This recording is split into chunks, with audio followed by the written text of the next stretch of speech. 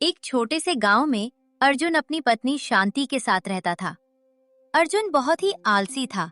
वो कभी काम पर जाता और कभी नहीं जाता था। इस कारण उसकी पत्नी उससे बहुत परेशान थी। जी सुनते हो? मैं क्या कह रही हूँ? अरे उठो भी, सुनाई नहीं देता? या जब देखो तब आराम से पड़े रहते हो, ना काम करते हो, ना तुम्हें हमारे घर की कोई चिंता है। बस तुम्हें आराम करने को कह दो। दिन भर कुंभकर्णी पदातुद हो, अब सोते रहते हो। अब उठते हो कि नहीं? अच्छा ठीक है, मत उठो। अभी जाकर एक बाल्टी पानी लेकर आपके ऊपर डालती हूँ, फिर देखती हूँ कैसे नहीं उठते। अरे नहीं नहीं, रुको, ऐसा मत करना। मैं तो उठ गया। क्या शांति, तुम भी सोने भी नहीं देती? मैं कितने अच्छे अच्छे सपने देख रहा था कि मेरे पास बहुत पैसे आ गए हैं, मैं बहुत अमीर हो गया हूं, हमारे पास बड़ा सा घर है और नौकर चाकर है, आराम की जिंदगी है, और तुमने मुझे उठा लिया। सपनों से बाहर निकलो, हकीकत में आओ। हमारे पास ना नौकर चाकर है, ना बड़ा सा घर और ना पैसे। ये सब तो तब आएंगे जाकर तुम काम देखोगे, कोई काम करोगे।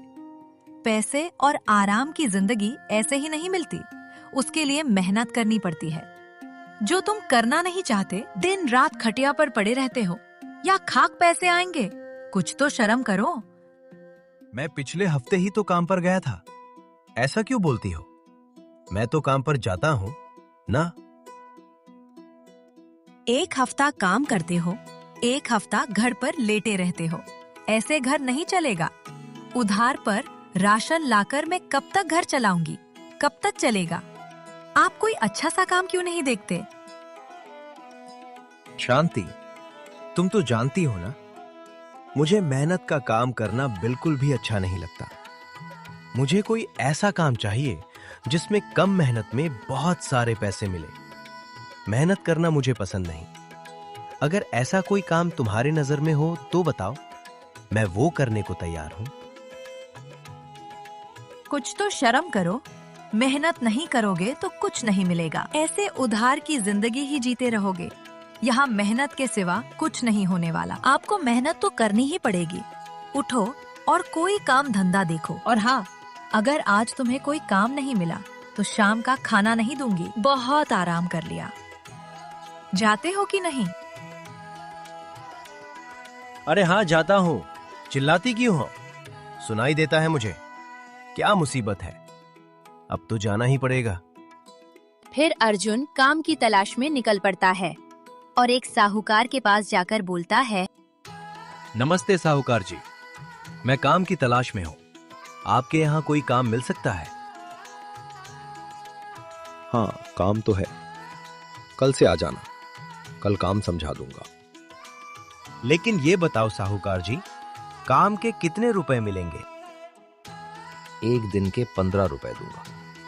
ये क्या बात हुई साहूकार जी? 15 रुपए में क्या दिन भर काम करूंगा? क्यों भाई, बाकी की मजदूर तो कर रहे हैं, तुम्हें तकलीफ है तो मत करो। काम तो करूंगा, लेकिन सिर्फ 2 घंटे के लिए, और मैं 2 घंटे के 60 रुपए लूंगा। चल भाग यहां से, बड़ा आया 60 रुपए लूंगा। बोल तो ऐसे रहा है जैसे तेरे बिना मेरा कोई काम ही नहीं होगा। तू अपने आप को समझता क्या है? बोल तो ऐसे रहा है जैसे कहीं का राजा हो। औकात में रहना सीख। बहुत मजदूर है मेरे पास, तेरी कोई जरूरत नहीं। सोच लो सेठ जी, एक दिन तो राजा ही बनने वाला हो। 28 देख लेना। अभी मेरी मजबूरी है, इसीलिए आया हूं आपके पास काम मांगने। नहीं तो मैं और 15 रुपए में दिन भर काम करूं। बिल्कुल नहीं। चल निकल यहां से, बड़ा आया राजा बनने वाला। हाँ हाँ ठीक है, जाता हूं। तुम्हारे जैसे कंजूस सेठ के पास काम करने का मुझे भी कोई शौक नहीं है। राम राम। फिर अर्जुन वहां से चला जाता है। वो सोचता है, अब क्या करूं? मेरे लायक तो कोई काम ही नहीं मिल रहा। अभी घर जाऊंगा तो शांति के ताने सुनने पड़ेंगे। एक काम करता हूं, यहीं लेट जाता हूं और आराम कर लेता हूं। शाम को घर जाऊंगा। शांति से कहूंगा कि मैं दिन भर काम देख रहा था, लेकिन मुझे कहीं काम नहीं मिला। और फिर अर्जुन पेड़ के नीचे सो जाता है। शाम को घर जाने के बाद शांति पूछती है, आ गए? काम मिला कि खाली हाथ ही आए हो? क्या बताऊं शांति, दिन भर काम की तलाश ही कर रहा था। मेरे तो पैर दर्द होने लगे, लेकिन कहीं काम मिला ही नहीं। साहूकार से भी मैंने मिन्नत की, उन्होंने भी काम नहीं दिया। अच्छा, मैं तुम्हें अच्छी तरह से जानती हूँ, मुझे मत सिखाओ। तुम तो एक नंबर के आलसी हो। मुझे तो शक है, पता नहीं काम देखने गए भी थे या नहीं। अरे नहीं शांति, सच में मैं दिन भर काम की तलाश कर रहा था। अब मिला नहीं तो मैं क्या करूं? कल फिर से काम देखने चाहता हूं। अच्छा ठीक है। फिर रात हो जाती है। अर्जुन के घर एक बूढ़ा आदमी आता है और अर्जुन उससे कहता है, कौन हो बाबा? इतनी रात गए यहाँ क्या कर रहे हो? बेटा, मैं पास के गांव का ही हूं। तीर्थ यात्रा पर निकला था, तुम्हारे गांव से होकर जा रहा था, लेकिन रात हो गई। क्या मैं आज की रात यहाँ रुक सकता हूँ? अर्जुन सोच में पड़ जाता है। क्या करूं? इसे घर में आने दूं या नहीं? शक्ल से तो अच्छे घर का लग रहा है। अर्जुन सोच ही रहा होता है, उस तभी शांति कहती है, अरे क्या सोच रहे हो? अच्छा काम कर लिया करो। मेहमान भगवान समान होते हैं, उनका सम्मान करना सीखो। देख नहीं रहे वो कितने बूढ़े हैं, इतनी रात को कहाँ जाएंगे? बाबा भीतर आइए। शुक्रिया बेटी। शांति उन्हें खाना देती है और उनके लिए बिस्तर भी लगा देती है। फिर अर्जुन उनके पास जाकर बैठता है। बाबा, आपके बारे में कुछ बताइए ना, कहाँ के रहने वाले हो? बेटा, मेरा नाम पवन लाल है। मेरे 2 बेटे हैं। मैंने जीवन में बहुत मेहनत की, बहुत धन कमाया। दोनों बेटों को व्यापार खोल के दिया ताकि वे कभी ना सोएं कि हमारे पिताजी ने हमारे लिए कुछ नहीं किया। उन्हें किसी बात की कोई कमी नहीं रखी। दोनों की शादी करा दी। मेरे पास जितनी भी संपत्ति थी, मैं दोनों बेटों में बांट आया हूं। सभी बेटे अपनी जिंदगी में बहुत खुश हैं। मैंने सोचा, जिंदगी तो काम करते करते ही गुजर गई, अब थोड़ा भगवान में मन लगाया जाए। अपने अर्जुन समय में ईश्वर के समीप रहना चाहता हूं, भजन कीर्तन करना चाहता हूं, इसीलिए यात्रा पर निकला हूं। अच्छा, ये बात है। लेकिन एक बात बताओ बाबा, आपने सारी संपत्ति बेटों में बांट दी, अपने लिए कुछ नहीं रखा। रखा है ना बेटा। मैंने दुनिया देखी है। कल को मुझे किसी चीज की जरूरत पड़ी तो मेरे पास भी कुछ होना चाहिए। बेटे और बहू का क्या है? तोई को वे ये ना समझें कि मैं उनके ऊपर बोझ बन गया हूं। और मैं दान पुण्य में बहुत विश्वास रखता हूं। मैं अपने बेटे से थोड़ी मांग सकता हूं। इसीलिए मैंने अपने पास 400 सोने की मोहरें रखी हैं, जो मुझे जरूरत के समय काम आ सके। पवनलाल अर्जुन को वो मोहरे दिखाता है। अर्जुन देखता ही रह जाता है और सोचता है, बूढ़े के पास इतने सोने के सिक्के? इतने सिक्के तो मेरे पूरे गांव में किसी के पास नहीं होंगे। अगर ये मुझे मिल जाए तो मैं तो गांव का सबसे अर्जुन आदमी, बॉस आदमी बन जाऊंगा, वो भी बिना कुछ काम किए। अगर काम और मेहनत करूंगा तो इतना धन कमाने में जिंदगी निकल जाएगी। क्या करूं? अगर ये सिक्के मुझे मिल जाए तो नहीं, ये मैं क्या सोच रहा हूं, ये गलत होगा। क्या सोच रहे हो बेटे? कुछ नहीं बाबा, आप आराम करो। तुम दोनों का बहुत बहुत शुक्रिया बेटे। तुमने मुझे यहाँ रुकने की अनुमति दी, इतना अच्छा भोजन खिलाया। सभी बेटे अपनी जिंदगी में बहुत खुश हैं। मैंने सोचा, जिंदगी तो काम करते करते ही गुजर गई, अब थोड़ा भगवान में मन लगाया जाए। अपने अर्जुन समय में ईश्वर के समीप रहना चाहता हूं, भजन कीर्तन करना चाहता हूं, इसीलिए यात्रा पर निकला हूं। अच्छा, ये बात है। लेकिन एक बात बताओ बाबा, आपने सारी संपत्ति बेटों में बांट दी। अपने लिए कुछ नहीं रखा। रखा है ना बेटा। मैंने दुनिया देखी है। कल को मुझे किसी चीज की जरूरत पड़ी तो मेरे पास भी कुछ होना चाहिए। बेटे और बहू का क्या है? तोई को वे ये ना समझें कि मैं उनके ऊपर बोझ बन गया हूँ। और मैं दान पुण्य में बहुत विश्वास रखता हूँ। मैं अपने बेटे से थोड़ी मांग सकता हूँ। इसीलिए मैंने अपने पास 400 सोने की मोहरें रखी हैं, जो मुझे जरूरत के समय काम आ सके। पवनलाल अर्जुन को वो मोहरे दिखाता है। अर्जुन देखता ही रह जाता है और सोचता है, बूढ़े के पास इतने सोने के सिक्के? इतने सिक्के तो मेरे पूरे गांव में किसी के पास नहीं होंगे। अगर ये मुझे मिल जाए तो मैं तो गांव का सबसे अर्जुन आदमी, बॉस आदमी बन जाऊंगा, वो भी बिना कुछ काम किए। अगर काम और मेहनत करूंगा तो इतना धन कमाने में जिंदगी निकल जाएगी। क्या करूं? अगर ये सिक्के मुझे मिल जाए तो नहीं। मेरे लिए बिस्तर लगा दिया। आजकल के जमाने में किसी अनजान आदमी के लिए कौन इतना करता है। जिए। अरे कोई बात नहीं बाबा, आप हमारे मेहमान हैं। मेहमान तो भगवान समान होते हैं। आप आराम कीजिए। फिर दोनों पति पत्नी आपस में बात करते हैं। शांति, तुमने देखा उसके पास कितने सारे सोने के सिक्के थे।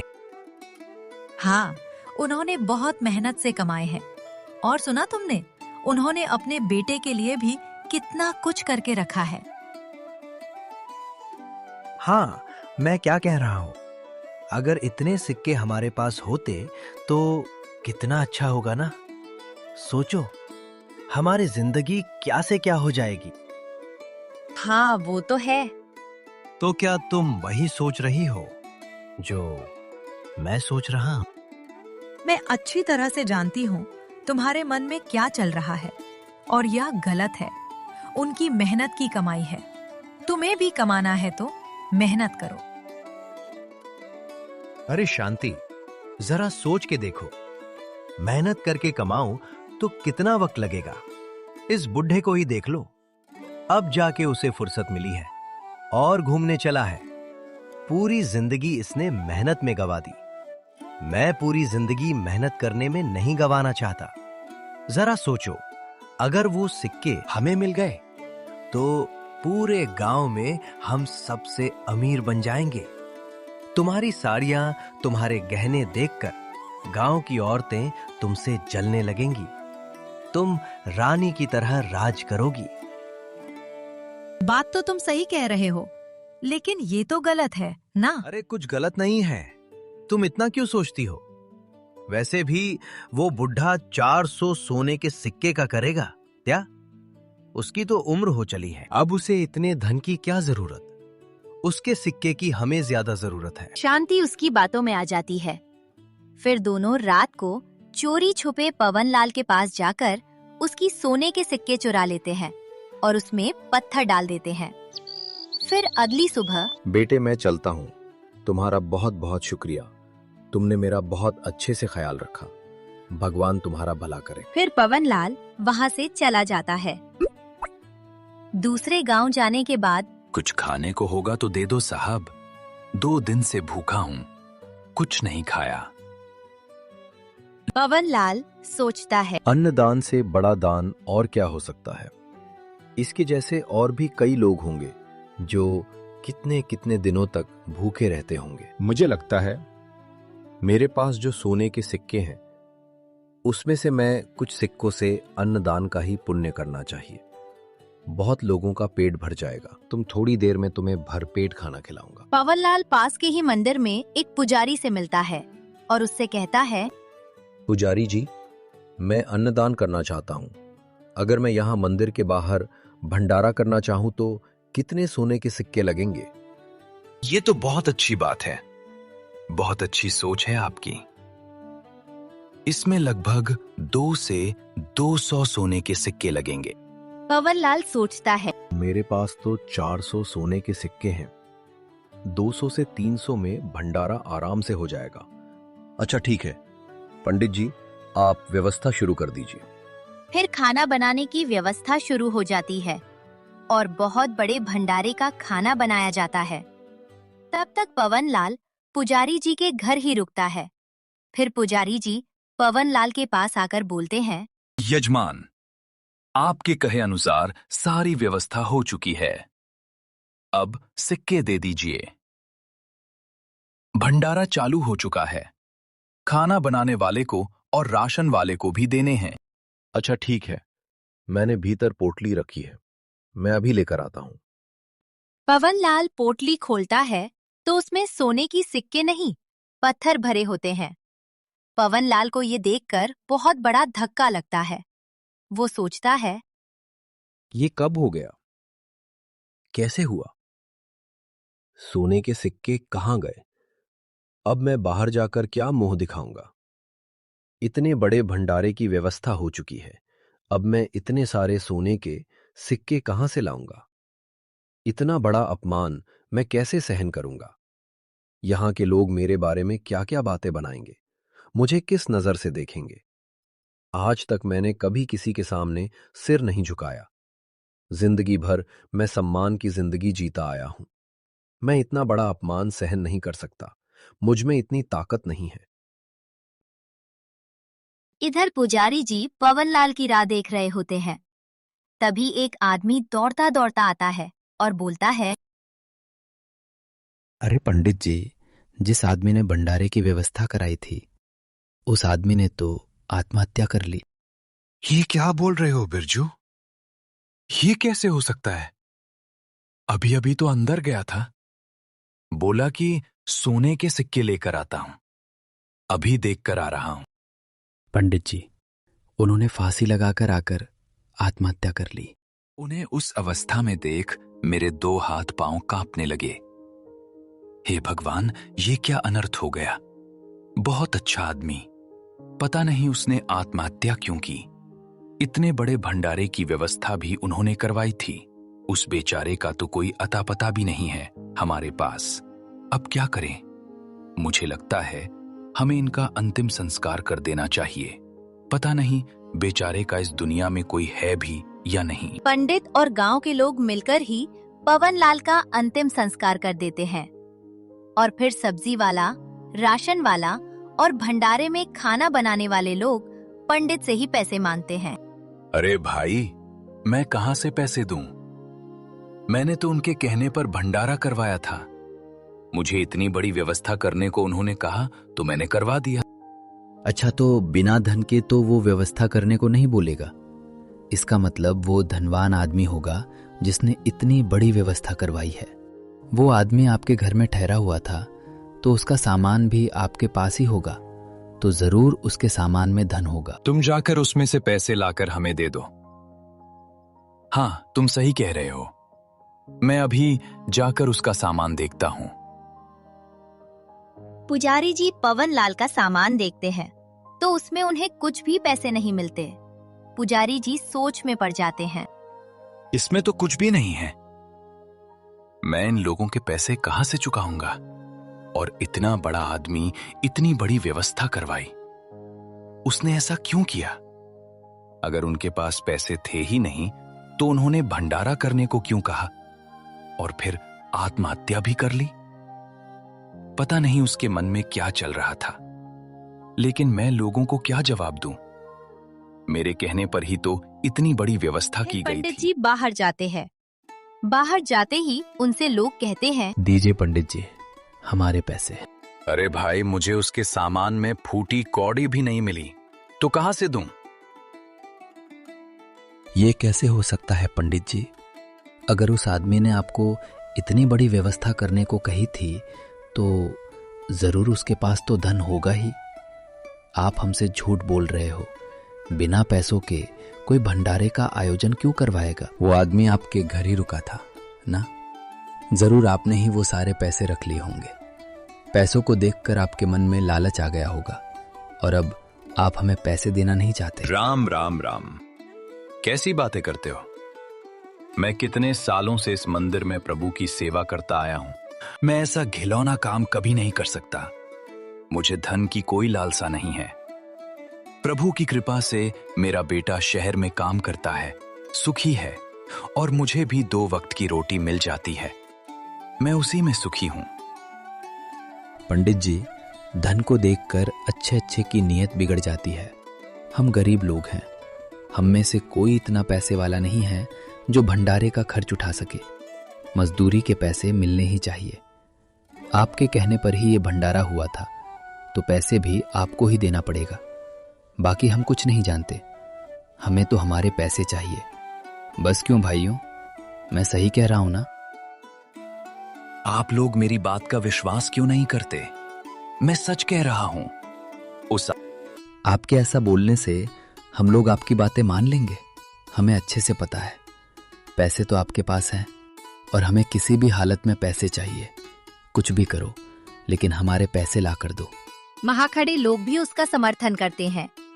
पंडित जी लोगों को समझाने की बहुत कोशिश करते हैं, लेकिन कोई भी पंडित जी की बातें नहीं मानता और गांव के मुखिया भी पंडित को ही दोषी करार देते हुए उन्हें पैसे देने के लिए आपको 1 हफ्ते का वक्त देते हैं। पंडित जी निराश होकर अपने घर जाते हैं और पूछते हैं, हे प्रभु, आप तो सब जानते हो कि मैंने कोई धन नहीं चुराया। मैं 1 हफ्ते में इतना धन कहां से लाऊं? मुझे तो कुछ समझ नहीं आ रहा। इधर अमित सोने के सिक्कों को पाकर बेहद खुश था। अमित उन सोने के सिक्कों से अपना बड़ा सा घर बना लेता है और बहुत ठाठ से रहने लगता है। उसके पास पैसों की कमी नहीं रहती। वो लीला से कहता है कि देखा लीला मेरा कमाल, आज मेरा सपना पूरा हो गया। तुम तो बेकार में मुझे काम देखने के लिए परेशान करती थी। आज देख लो मैं कहां से कहां पहुंच गया, वो भी बिना कुछ काम किए। हाँ हाँ, देख रही हूँ। लेकिन आपका कमाल नहीं, उस बाबा की कृपा है जो उस दिन हमारे घर आए थे। अगर वो हमारे घर न आए होते तो आज तुम्हारे पास इतना सारा धन नहीं होता। तुम तो उसे घर में लेना भी नहीं जा रहे थे। वो तो मैं थी जिसने उन्हें सम्मान से अपने घर रखा और उनकी सेवा भी की। हाँ ठीक है, जो भी है, लेकिन मेरा तो सपना पूरा हो गया। मैं न कहता था कि एक दिन मैं राजा की जिंदगी जीऊंगा। आज मेरे पास सब कुछ है। पंडित जी साहूकार के पास पैसे मांगने पहुंचते हैं। इतने सारे सोने के सिक्के। पंडित जी, कुछ समझकर बोलो। इतना धन तुम कब चुकाओगे और कैसे चुकाओगे? आपको मेरा ब्याज पता है ना? आप तो मरते दम तक चुका नहीं पाओगे, तो मैं इनको किसके भरोसे इतना सारा धन दे दूं? साहूकार जी, मेरा बेटा शहर में काम करता है। मैं उसे कहकर आपका सारा धन चुका दूंगा। आप फिक्र न करें, मुझ पर भरोसा कीजिए। मुझे आज आपकी सहायता की बहुत बड़ी जरूरत है। मना मत करिए साहूकार जी। मैं बहुत उम्मीद से आपके पास आया हूं। मेरे पास आपके अलावा कोई रास्ता नहीं है। अच्छा ठीक है, मैं तुम्हें तुम्हारे बेटे के भरोसे धन दे देता हूं, लेकिन मुझे उसका ब्याज महीने के महीने चाहिए। असल तुम्हें जब देना होगा तब दे देना, लेकिन ब्याज समय पर पहुंच जाना चाहिए। मैं समझ गया साहूकार जी, आप फिक्र न करें, आपको महीने के महीने आपका ब्याज मिलता रहेगा। फिर पंडित जी साहूकार से पैसे लेकर लोगों के पैसे देता है और पंडित घर जाकर सोचते हैं, हे भगवान, मैं किस जन्म का कर्जा चुका रहा हूं? मुझे किस बात की सजा मिल रही है? मैंने इतने दिन तेरी सेवा की, उसके बदले मुझे क्या मिल रहा है? मेरी तो कोई गलती भी नहीं थी। पता नहीं वो आदमी कहां से आया था। उसके कहने पर ही मैंने ये सब किया। मुझे किस बात की सजा दे रहे हो प्रभु? फिर कुछ दिन ऐसे ही बीत जाते हैं और पंडित जी महीने के महीने साहूकार को ब्याज देते रहते हैं। असल की रकम इतनी बड़ी होती है कि पंडित उसे चुका नहीं पा रहा होता है। इधर अर्जुन के घर एक संतान पैदा होती है। सोने और सिक्कों के भरोसे अर्जुन बहुत सारी जमीन खरीद लेता है और उसके पास काफी धन दौलत जमा हो जाता है। इधर पंडित जी ब्याज दे देकर परेशान हो रहे हैं। पंडित जी सोचते हैं, हे भगवान, असल की इतनी बड़ी रकम मैं कैसे चुकाऊंगा? ये कैसी परीक्षा ले रहे हो प्रभु? मेरी सहायता करो। मैंने किसी का क्या बिगाड़ा है जो मेरे साथ ऐसा हो रहा है? और देखते देखते 15 साल गुजर जाते हैं। अर्जुन का बेटा अब बड़ा हो जाता है, जिसका नाम राजू है। राजू बहुत धार्मिक होता है। अगर किसी को कोई जरूरत पड़ी तो वो घर से सामान ले जाकर देता है। उसे लोगों पर बहुत दया आती है। इसी बात को लेकर अर्जुन बहुत चिंतित रहता है। अर्जुन उसे हमेशा डांटता है। एक दिन ऐसे ही अर्जुन के बेटे ने किसी की मदद के चक्कर में घर से सोना ले जाकर दे दिया। ये बात जब अर्जुन को पता चली तो अर्जुन ने उसके बेटे को बहुत डांटा। ये क्या है राजू? तुम्हें कितनी बार समझाना पड़ेगा? तुम्हारी ये लोगों की मदद करने की आदत एक दिन मुझे कंगाल करके छोड़ेगी। तुम क्या जानो पैसे की कीमत क्या होती है? आज तक तुमने कभी एक भी कमाया है? अगर कमाया होता तो जानते। जब देखो तब किसी को भी पैसे दे आते हो। आज तो तुमने हद ही कर दी। तुमने मुझे और तुम्हारी मां को बिना बताए घर से सोने के सिक्के उठाकर किसी को देकर आ गए। पिताजी, वो आदमी बहुत मुश्किल में था और मुझसे उसका दर्द देखा नहीं गया, इसलिए मैंने उसकी मदद कर दी। क्या बुरा किया? हमारे पास तो इतना धन है। अगर हम उसमें से थोड़ा दान भी कर दें तो इसमें क्या बुराई है? दान धर्म करना तो अच्छी बात होती है ना? और वैसे भी दान करने से पुण्य ही मिलता है। अर्जुन अपनी पत्नी से बोलता है, देख रही हो राजू की माँ, ये बच्चा कितनी बड़ी बड़ी बातें करने लगा है। अभी ये मुझे सिखाएगा कि मुझे क्या करना चाहिए और क्या नहीं। बेटा, जरा संभल कर बोलो। मैं तुम्हारा बाप हूं और मैंने तुमसे ज्यादा दुनिया देखी है। ये धन मैंने अपनी मेहनत से कमाया है। तुम्हें क्या पता मेहनत क्या होती है? तुमने कभी खुद से कुछ कमाया है क्या, जो ऐसे लुटाते हो? इस धन पर तुम्हारा कोई हक नहीं है। ये धन सिर्फ मैंने अपने लिए कमाया है, किसी को लुटाने के लिए नहीं। अगर तुम्हें इतना ही धन लुटाने का शौक है तो खुद से कमाओ और जितना चाहो उतना लुटाओ। खुद से कमाओगे तब तुम्हें 2 रुपए की कीमत पता चलेगी। राजू को ये सब बातें बहुत बुरी लगती हैं। वो गुस्से में वहाँ से चला जाता है। उसके जाने के बाद शांति अर्जुन से कहती है, आपने मेरे बेटे को इतना क्यों डांटा? ये सब उसका ही तो है। कितने गुस्से से गया है, पता नहीं कहाँ गया। तुमने उसे सिर पर चढ़ा रखा है, इसीलिए वो मुझसे मुंह जोड़ी कर रहा था। तुमने देखा नहीं वो मुझसे कैसे बात कर रहा था? उसने गलत क्या कहा? सच ही तो कहकर गया है। तुमने अपनी जिंदगी में कभी दान पुण्य किया है? नहीं ना। और तुम उसे क्या कह रहे हो कि तुमने कभी अपनी जिंदगी में कोई मेहनत की है? जो उसे सुना रहे थे। तुम शायद भूल गए हैं। मैं तुम्हें याद दिला दूं कि ये धन तुमने चोरी से हासिल किया है और उस धन की वजह से ही और धन आया है। तुम्हारी ठीक है, इसमें जानता हूं। उसके सामने ये सब बातें मत करना, वरना पता नहीं मेरे बारे में क्या सोचेगा। राजू गुस्से से जा रहा होता है कि उसे एक बूढ़ा आदमी दिखाई पड़ता है जो कुएं में छलांग मारने ही वाला होता है। राजू उन्हें जाकर रोक लेता है। ये क्या बाबा, ये आप क्या करने जा रहे थे? आपको पता है जिंदगी कितनी अनमोल होती है। एक बार चली गई दोबारा नहीं मिलती। क्या परेशानी है, मुझे बताइए। ये बाबा वही होता है जिसने पवनलाल के द्वारा किए जाने वाले भंडारे का खर्च कर्ज लेकर चुकाया था। वो पंडित राजू से कहता है, मैं जीवित रहकर क्या करूं बेटा? 20 साल पहले की घटना। वो पंडित राजू को बताते हुए कहता है, अब तो मेरे बेटा ब्याज दे देकर तंग आ चुका है। साहूकार मुझे और मेरे बेटे को मारने की धमकी देता है। रोज घुट घुट कर जीने से अच्छा है एक ही बार मर जाऊं। बाबा, आपको क्या लगता है आपके मर जाने से सब ठीक हो जाएगा? वो साहूकार आपके जाने के बाद आपके बेटे का पीछा छोड़ देगा। फिर मैं क्या करूं बेटे? मेरे पास कोई रास्ता नहीं है। साहूकार का कर्ज इतना बढ़ चुका है कि मैं और मेरा बेटा मर कर भी नहीं चुका सकते। मुझ पर भरोसा कीजिए, मुझे शाम तक का वक्त दीजिए। मैं आज शाम तक आपकी सारी मुसीबतों को आपसे हमेशा के लिए दूर कर दूंगा। वो पंडित राजू की बात मान लेता है। फिर राजू मौका देखते ही अपने घर जाता है और किसी को बिना बताए तिजोरी में से सारे पैसे लाकर पंडित को दे देता है। बेटा, इतने सारे पैसे तुम कहां से लाए? और तुम हो कौन बेटा?